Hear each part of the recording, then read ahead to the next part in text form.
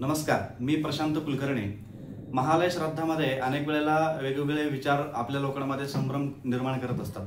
महालयामध्ये अनेक प्रकारचे वेगवेगळे रूढी परंपरा किंवा अनेक लोकांचे वेगवेगळे विचार सुद्धा महालय श्राद्धामध्ये आपण पाहतो। आता महालय श्राद्धामध्ये जे गणपती झाल्यानंतर 15 दिवस येतात त्याला पक्ष पंधरवडा असं म्हणलं जातं।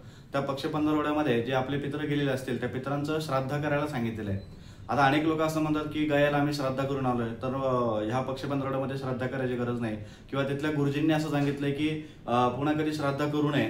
तर असं कुठलाही विचार नाही या गयेमध्ये। हा सुद्धा एक सगळ्यात मोठा चुकीचा निर्णय तिथल्या लोकांनी सगळ्यांच्या लोकांमध्ये संभ्रम निर्माण केलेला आहे।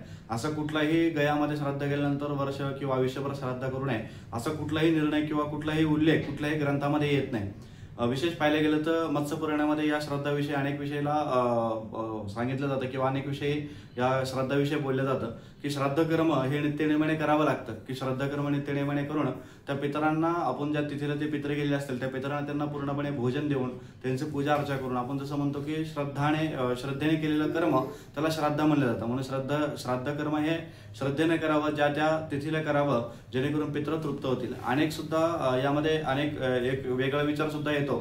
तो विचार म्हणजे कुठला? भरणी नक्षत्रावरती केले जाणारं श्राद्ध, त्याला भरणी श्राद्ध सुद्धा असं म्हटलं जातं। त्याचं सुद्धा एक मत्स्य पुराणामध्ये वर्णन केलेलं आहे की भरणी श्राद्ध कधी करावं, भरणी श्राद्ध केल्यानंतर काय फळ प्राप्त होतं, किंवा भरणी श्राद्धाच्या विषयी अनेक लोकांच्या मनामध्ये संभ्रम निर्माण झालेले आहेत। तर भरणी श्राद्ध जे आहे ते लोक काय करतात की वर्ष श्राद्ध होण्याच्या आधी सुद्धा भरणी श्राद्ध करून घेतात।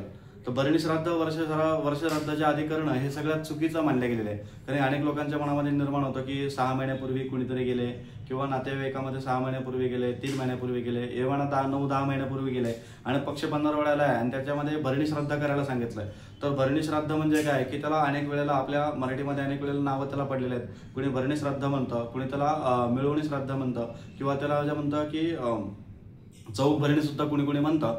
तर हे चौक भरणी किंवा भरणी श्राद्ध जे आहे ते वर्ष श्राद्ध झाल्याशिवाय करू नये। का करू नये? तर भरणी श्राद्ध जे आहे ते इतरांच्या तिथीला म्हणजे घरामध्ये जे आता मनुष्य गेलाय त्या तिथीला सर्वांचं श्राद्ध एकत्र करावं, किंवा त्या तिथीला सर्वांचं श्राद्ध एकत्र मिळून करावं। की जर पाहिलं गेलं तर प्रतिपदा, द्वितीया, तृतीया अनेक तिथीला वेगवेगळ्या प्रकारचे लोक गेलेले असतील, तर त्या भरणी श्राद्धाच्या त्या दिवशी सगळ्यांचे श्राद्ध एकत्र करणं त्याला भरणी श्राद्ध असं म्हणलं जातं। म्हणून भरणी श्राद्ध हे वर्ष श्राद्धानंतरच करावं असं शास्त्रामध्ये सांगितलेलं आहे। तुम्हाला जर काही श्राद्धाविषयी प्रश्न असतील तर तुम्ही नक्कीच कमेंटद्वारे मला विचारू शकता। तुम्हाला जर हा व्हिडिओ आवडला असेल तर नक्कीच या व्हिडिओला लाईक करा, चॅनलला सबस्क्राईब करा आणि बेल आयकॉनला क्लिक करा। धन्यवाद।